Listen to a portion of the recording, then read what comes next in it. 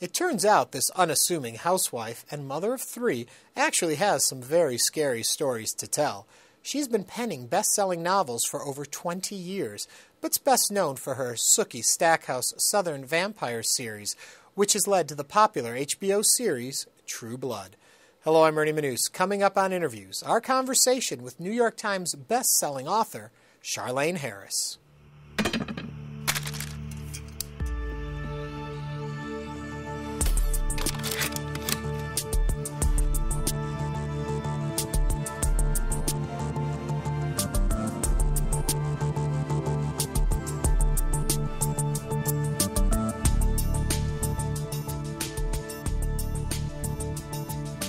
For you, what does the world of a vampire really look like? For me, it looks like darkness because they can only come out at night. It's also about maintaining their place in a complex power hierarchy. And it's also about trying to blend in with the modern world now that they're out of the coffin. Okay, fine and dandy. I have known you now a few moments. You seem like a charming, sweet, warm, fun person. Where does this dark come from? Obviously, I'm just not as sweet as I look. Is it a part of you? Well, certainly. Certainly it is. I've always written really dark things or apparently conventional things, but with a real streak of darkness. When I was writing mysteries, a critic called my mysteries cozies with teeth. Which I thought was very accurate. Yeah. Take me all the way back. Your love of writing, where did that start for you? Well, my parents were both voracious readers. My household always respected reading very much. It was like the recreational choice was reading. My parents let me read. They bought me books. They took me to the library. They encouraged reading. And it was something I never thought about. It was like breathing. You know, in my household, people read. My parents always had a book in their hands. For your children, how have you encouraged them either to read or not to read? I did my best. I did my best. I read to them in the womb. I read to them when they were out. They have certainly always seen me and their father with books in their hands, but there is so much else today to do. You know, maybe I was a reader because there wasn't that much else to do. I mean, I lived 10 miles out in the country in the middle of a cotton field. What am I going to be doing? But they have so many other interests. Only one of my children is a steady reader. One of the others is a sporadic reader, and one of them doesn't read at all, really? Except for textbooks, you know. Do they read your books? Really? Only my middle reads my books. My son Timothy reads them. What is it like in your household when you are writing? Are these characters all around you? Is your family interactive in the plots of what's going to happen? Do you talk about them? Is it developing while you're sharing? I never talk about what I'm working on. Never. Really? Yeah, people who talk don't do, in my experience. So it's just like a job that my husband doesn't like to talk about his job when he comes home either. It's a rare day that I share anything about my work. I might talk about a business problem I have related to work, which are, you know, multitudinous these days. But I don't really talk about the creative process at all because that's my life. Really?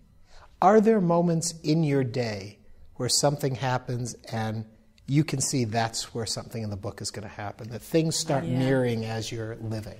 Oh, definitely. I certainly have moments when, you know, like the proverbial light bulb, if there were anyone around to see it, they would see it go on over my head because I've just had an epiphany. And those are the great moments for writers when all of a sudden everything falls into place and you can look forward and see how that thought will play forward and how it reverberates backwards. Those are the good moments. If I'm at your house and I'm just sitting there and one of those moments hits you, am I going to notice it? Are you going to kind of like go somewhere?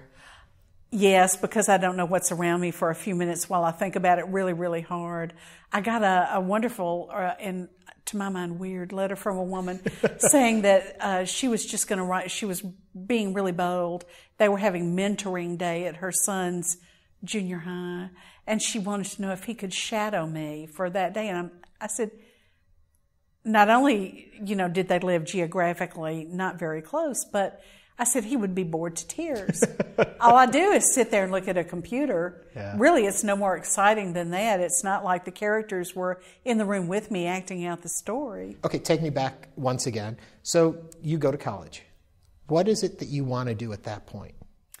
You know, I had no idea in my head what I wanted to do, except I had a secret identity. My secret identity was writer. Uh-huh. But how that would translate into making a living, I had no idea. Teenage years, were you writing? Yeah, I was. Always wrote. So I knew I was a writer, but that didn't manifest itself until later, when I had the opportunity to become writer. That was when I married my second husband, and he said, "Stay home from work and write the book you've always wanted to write." Really? Isn't that romantic? Well, that's wonderful. It is wonderful. And I think that's an important thing people miss is the time it takes to actually do this. And I think a lot of people assume, oh, you could just sit down and write something. No, I hate it when people say, well, how often do you churn one out?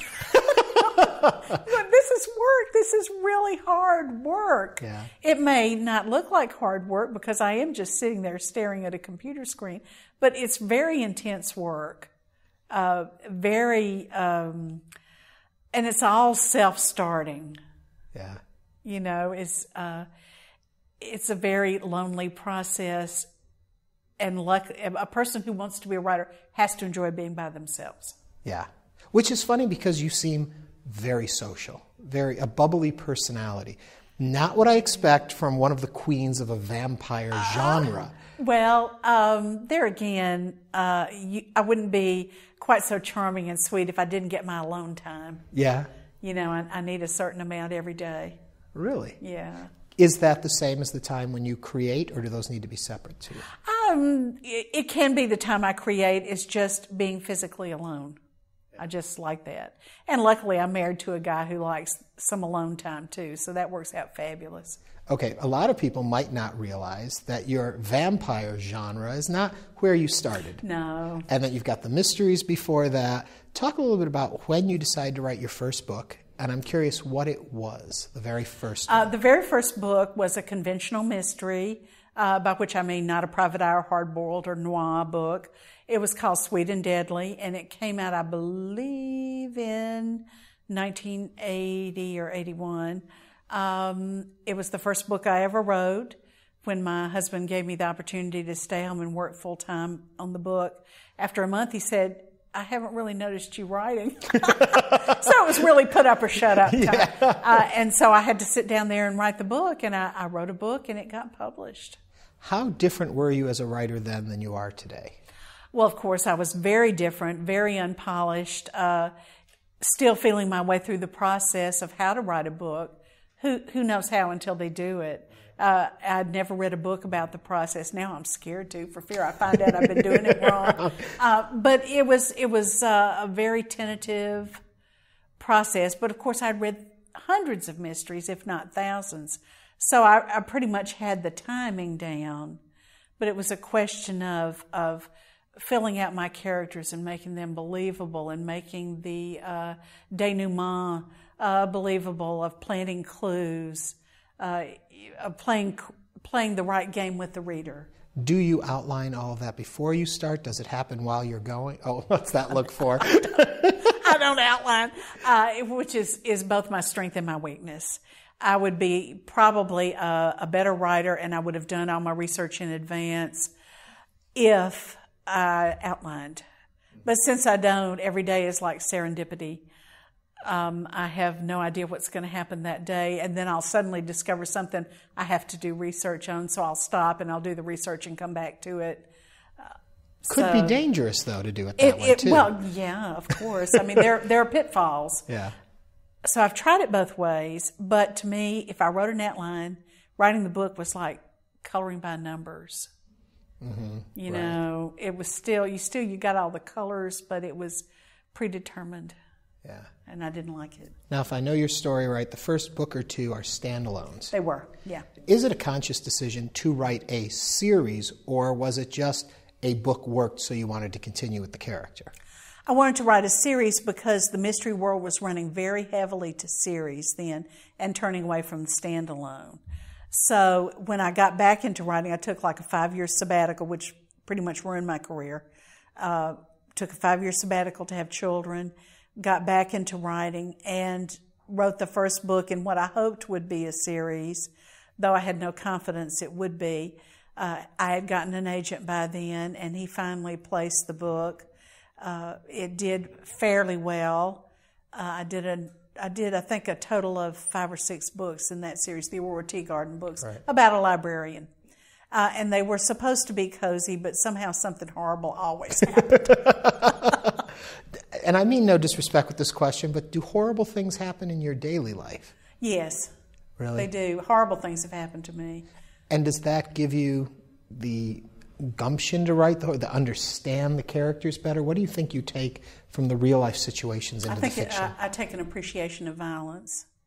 I think once you've been the recipient of direct violence, it changes you forever. Yeah. Through the books, can that help you personally heal? Oh, sure. Yeah. Sure. And it's a way of saying, look, this happened to me and I lived. You can too. Yeah. When you're writing a series, is there a different way of approaching it in your mind? If you're writing a standalone book, I'm assuming you know you've got to tie everything up. Yeah. Does a series free you from that? It does, but then, of course, you have to remember everything. And I'm going to get to that with the True Blood books in a minute. Yes, there's the freedom of being able to create a character and know you're going to get to develop that character further down the road rather than finish their story in a book. Yeah. When it comes time to end a series, hard or easy for you? It's easy because I end a series when I know I have nothing left to say. And therefore, it would be cheating the reader to extend the life of the series. Mm-hmm. I really believe in quitting when I know I've done my best and I've answered the questions I had in my mind about the character. Then I want to move on. Can you write on different series at the same time? Not simultaneously. I have written 2 books a year, one in one series, one in the other. I did that for 3 years, and it was awful. Yeah, I would say. I would think I need to get into my story and let nothing else distract me if I were writing that way. That's true, and that's why I don't. Some people write one kind of book in the morning and another in the afternoon. I could never do that. Never do that.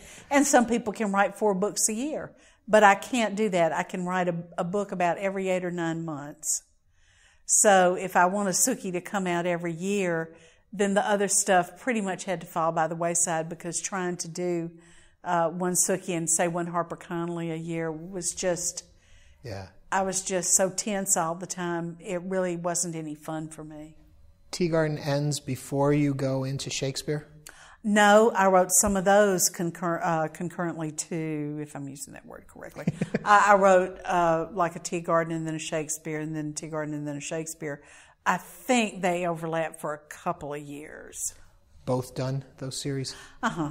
You're sure? Yeah, I'm sure. Well, let me take a step back on that because I'm sure Lily is done. I really said everything I wanted to say about her. But I wouldn't mind writing another Aurora Teagarden, really, if I ever got the time. Why? I left a lot of issues with her, and I'm really fond of her. She is really probably more like me than any of my other protagonists. And I'd just like to go back and say hello to her again. Yeah. Okay. What everyone's waiting to find out. Let's talk Sookie. Okay. You start writing these books just out of a love of this genre?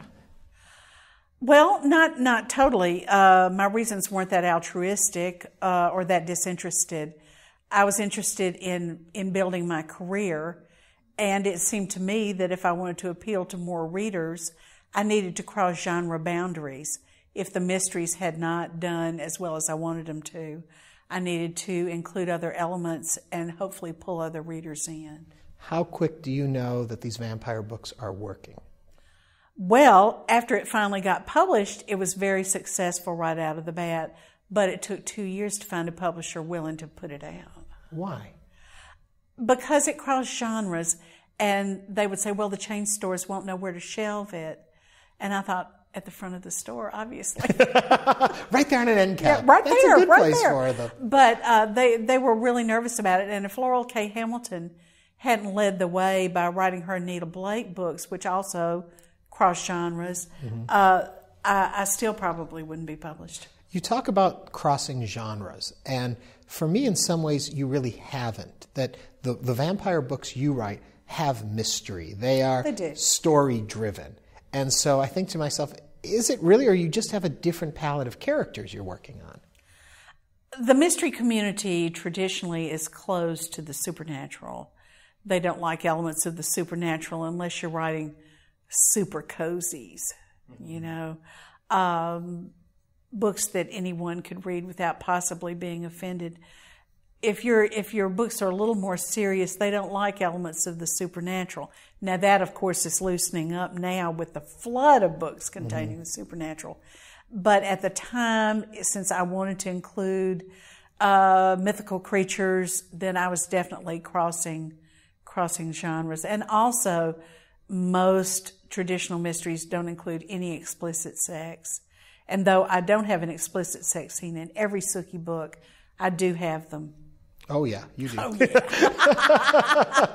Tell me a little bit about Sookie. Who is she to you? Well, she's a real good friend of mine now. I would think so. Sookie is really more like the woman I wish I were in some ways. She is very brave. She is very concerned with what's right and wrong, which I guess I also am. She is more determined to do the right thing, and I really admire her for that. My daughter has grown up to be very much like Sookie, though when I began writing the Sookie series, of course, she was very young. And I don't know if I wrote what I wanted my daughter to become or if my daughter is just an amazing person, maybe a little of both. Oh, that's interesting. Preparing to go into the vampire genre, do you go and read other vampire genre? Do you try and see, all right, what's Anne Rice doing? What are the traditional ones? What's going on? Or are you going to build your world from just what you want?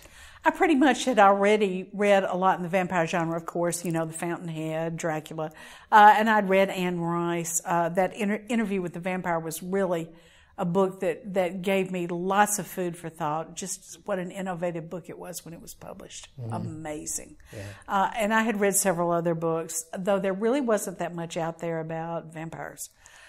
There again, Laurel's books were very different look at vampires. And I thought, you know, if I knew a vampire, what would he be like? Where would he buy his clothes? Where would he sleep? Why would people want him or permit him to come into their house? Does this thinking happen before you've started writing or while you're in the book? In this case, it happened before I started writing the book because my basic premise was that Sookie, while a wonderful young woman in some respects, was dating a vampire. And I had to imagine why any intelligent woman would do such a stupid thing. And so I came up with the idea that she had a disability. And after trying on several for size, I settled on telepathy, which is actually the worst thing I could think of to do to anybody. But it works great for the stories. It works great for the stories. Who knows where we would have gone. If you had the opportunity to live forever, would you take it? I would not. Why? I'm a traditional Christian. I believe that I know where life will take me, and I'm content with that. Yeah. How do you fit your beliefs in with the genre you write? A lot of people would have trouble with those two. Yeah, and I don't get that. Yeah. I don't get why there's a conflict. I'm writing for entertainment. I'm not writing to convert people to vampirism. If I were, I could see a conflict. Right. But I'm writing about mythical creatures in an entertainment context. And I hope that what I'm saying is something about inclusion if I'm trying to deliver a moral message. A lot of people are saying you are talking about gay rights. You're talking, the vampires have kind of become that subculture that is the gay culture, and the same struggles. Conscious, not conscious in your books, is it something Alan Ball brought out? How does that work? Of course it's conscious. People who said, did you mean to write something about rights? I'm going, yes, I did. Yes, of course it is. It's an analogy.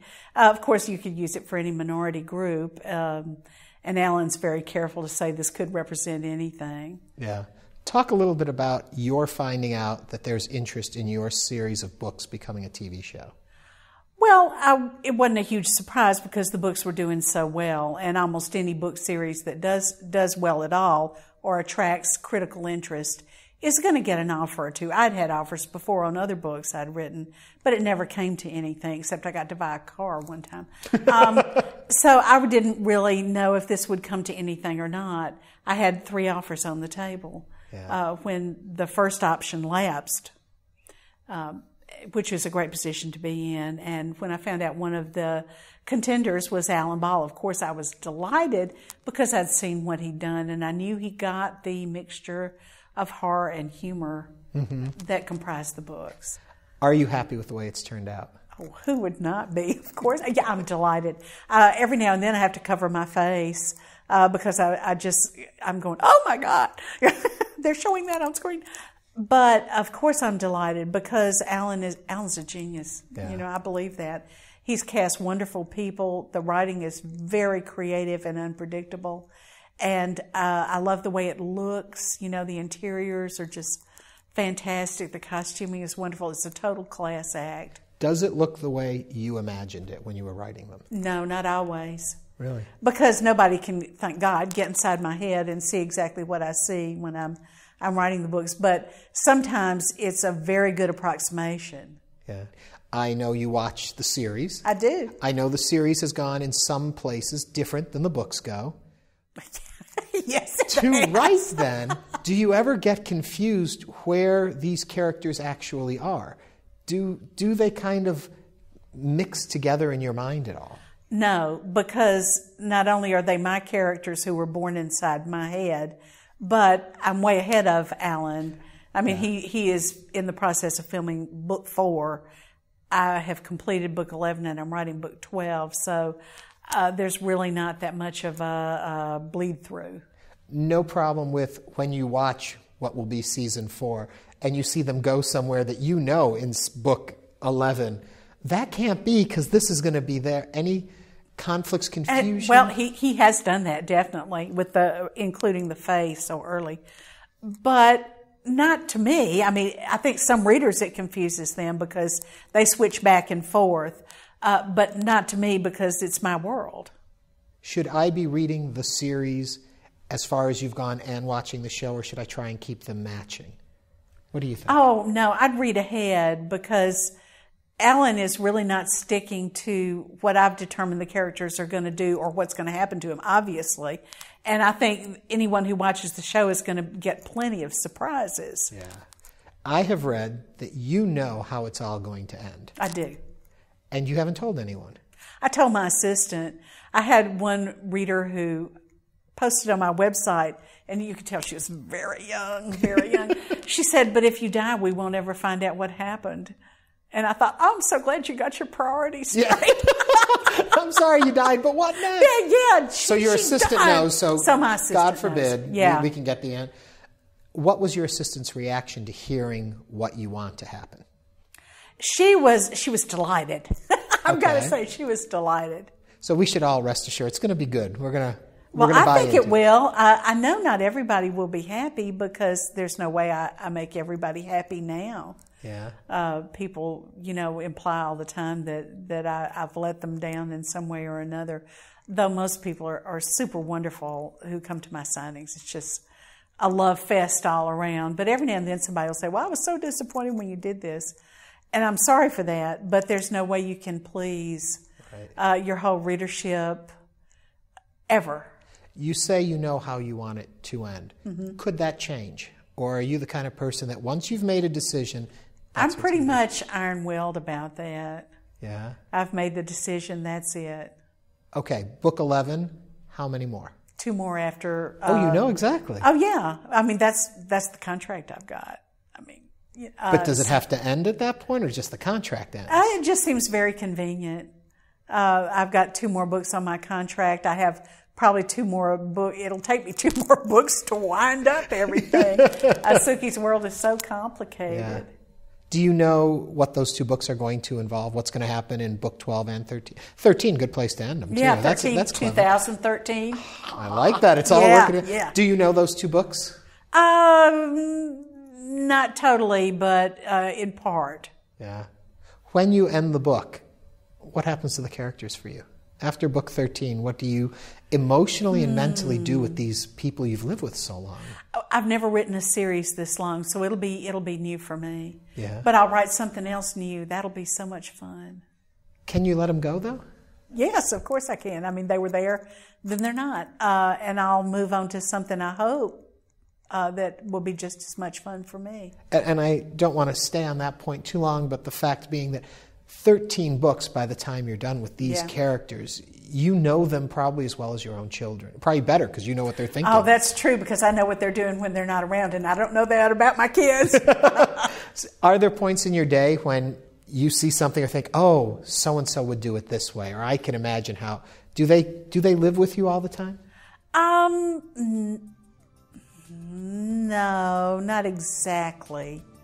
But I'm always looking out for good stuff for the books. Yeah. Any idea what the next series will be? No, and actually, I think people who talk about what they're going to do don't do it, so... Well, then we won't make you talk anymore, except for us to say to you, thank you so much, and for all the joy and pleasure you've brought us. Well, that's a delightful compliment. Thank you. Thank you. Charlaine Harris.